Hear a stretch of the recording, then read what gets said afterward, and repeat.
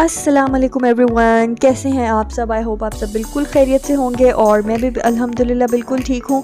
तो आज का जो व्लॉग है वो वही नाश्ते के टाइम से स्टार्ट हो रहा है। मैंने बहुत दिन बाद ना आज फ्रेंच टोस्ट बनाए थे अपने हस्बैंड के लिए और अपने बेटे के लिए, क्योंकि मोस्टली मैं उनको, जो मेरे हस्बैंड हैं वो तो दलिया खा लेते हैं और बेटे के लिए मुझे ऑल्टरनेट कुछ ना कुछ ट्राई करते रहना पड़ता है, क्योंकि उसको ना वो बहुत ही पिकी है। क्योंकि उसने मेरे साथ जाना सुबह सुबह शुरू किया है, तो वो जो है ना उसको सुबह के टाइम पे तो भूख ही नहीं लग रही होती है।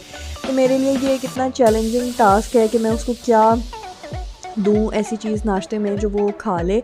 आज जैसे मैंने मिल्क शेक भी ट्राई किया था पर उसने वो भी नहीं पिया, तो बस अभी ट्रायल एंड एरर वाला मेरा फेज़ चल रहा है।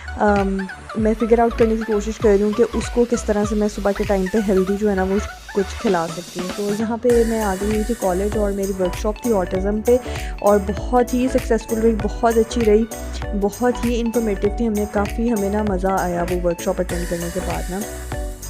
और अच्छा, मैं लेके आई थी कोलसन के चटपटा फ़ायरी चटपटा नूडल्स ना, इनकी इतनी हाइप क्रिएट हुई हुई थी तो मैंने कहा कि चलो ट्राई कर लेते हैं। मोस्टली मैं कनौर के ले आती हूँ जो चटपटा फ्लेवर होता है ना, तो इस दफ़ा मैंने कहा कि अच्छा चलो ये इसके ऊपर फ़ायरी चटपटा लिखा हुआ तो चलो ट्राई करते हैं, मे बी ये कुछ डिफरेंट हो। But to be very honest मुझे वैसे ये इतने पसंद नहीं आए। इनका एक तो वो स्पाइसी तो बिल्कुल भी नहीं थे और बल्कि जो कनौर के नूडल्स हैं ना उससे भी लेस स्पाइसी थे, और जो नूडल्स का टेक्सचर था ना वो भी मुझे इतना पसंद नहीं आया इसकी निस्बत। बल्कि जो एक दफ़ा मैं लेके आई थी शूप के लेके आई थी, वो मुझे वैसे ज़्यादा अच्छे लगे थे। तो अब मैं सोच रही हूँ कि अब दोबारा जब मैं ग्रॉसरी करने जाऊँगी ना तो शूप के लेके आऊँगी, तो क्योंकि उनके साथ जो है ना हमारा एक्सपीरियंस मुझे वो ज़्यादा अच्छा लगा था। अच्छा जी, ये थी बकरे की रान थी, क्योंकि मैं काफ़ी दिन से अपलोड नहीं कर सकी थी, तो ये नहारी बनाई थी, तो उसके लिए जो थी ना वो रान का गोश्त बनवाने गए थे। और फिर मेरी बर्थडे थी तो ये मेरे हस्बैंड ने मुझे गिफ्ट किया था परफ्यूम, क्योंकि मुझे परफ्यूम्स बहुत पसंद है। मतलब मुझे होता है कि अगर मुझे किसी ने कोई गिफ्ट देना ना तो मुझे परफ्यूम ज़रूर दें, और ये उन्होंने सारा मेरे लिए सरप्राइज़ रखा हुआ था। मुझे बिल्कुल उन्होंने पता नहीं चलने दिया कि वो किस वक्त गए और वो लेके आए। ये मेरा लाइमलाइट से ड्रेस था, इतना खूबसूरत। ये इंशाल्लाह किसी इवेंट पे या किसी डिनर पे मैं स्टिच करवाऊँगी। तो ये मेरे लिए एक बहुत ही प्लेजेंट सरप्राइज़ था। और गिफ्ट जो था वो तो उन्होंने मुझे रात को दिया था 12 बजे, और उसके बाद नेक्स्ट डे जो है वो हमारे फेवरेट जो है ना चीज़ केक्स लेके आए थे। तो ये भी बड़े मज़ा, हमें इतना मज़ा आया, हमने शाम को चीज़ केक और चाय इन्जॉय की, क्योंकि मोस्टली केक्स वगैरह जो है ना वो तो हम तभी मोस्टली ज़्यादा सेलिब्रेशन करते हैं जब अम्मी बहन भाई सब इकट्ठे हों। तो अगर जिस तरह मैं और मेरे हस्बैंड होना तो फिर हम अपनी पसंद से कोई कप केक्स, कोई डिज़र्ट, जैसे चीज़ केक हमें पसंद है तो वो ले आए थे। तो यहाँ पे मैं अपना चीज़ केक एंजॉय कर रही थी और साथ चाय पी रही थी, और बहुत अच्छी मेरी जो है ना ये बर्थडे गुजरी। और साथ मैंने, क्योंकि ऑलरेडी हम काफ़ी बाहर से खा चुके थे, तो मैंने फिर घर पे जो है ना ये बर्गर्स बनाए थे। अच्छा, ये क्या हुआ था कि हमने सऊदी ब्रोस्ट मंगवाया था, मैंने लास्ट वीडियो में शेयर किया था। तो ये चिकन जो था ना ये कुछ बच गया था, तो मैंने इसको फ्रीज़ कर दिया था। और फिर उसके बाद मैंने क्या किया कि इसको, जब मेरा दिल कर रहा था कि कुछ डिफरेंट बनाऊँ, तो मैंने उसी चिकन को डीफ्रॉस्ट करके उसको कट करके और ऐसे बर्गर्स बना लिए थे। और मतलब मुझे अभी आइडिया नहीं था कि ये किस तरह के बनेंगे, बट अनएक्सपेक्टेडली ये इतने अच्छे बने, इतना सॉफ्ट वो चिकन रहा। वो पता नहीं क्या मीट टेंडराइज़र या जो भी लगाते हैं, तो उसकी वजह से जो ब्रेस्ट पीसेस थे ना वो बिल्कुल भी कुछ चूई नहीं हुए थे, बड़े सॉफ्ट से थे।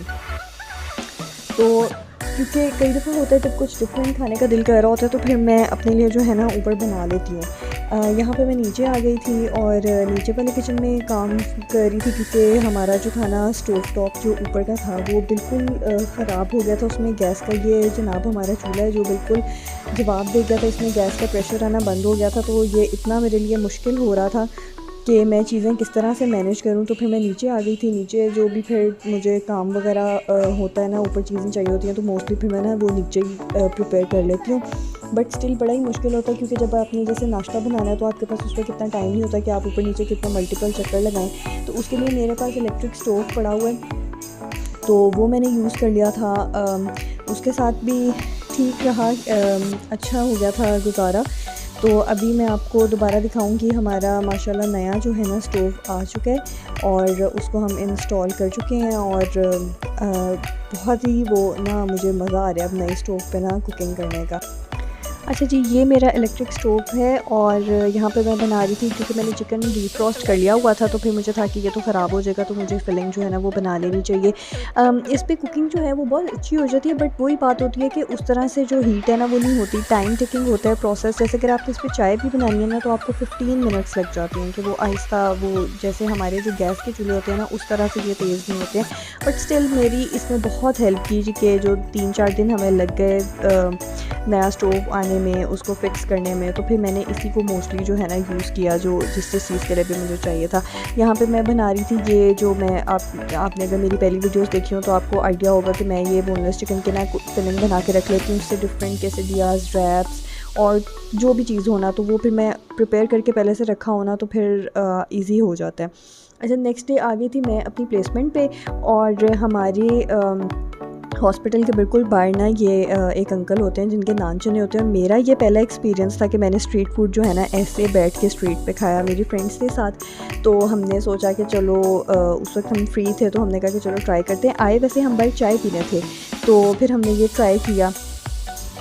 तो खैर इतने मुझे वो मज़े के नहीं लगे थे, बस ठीक थे, एवरेज से थे।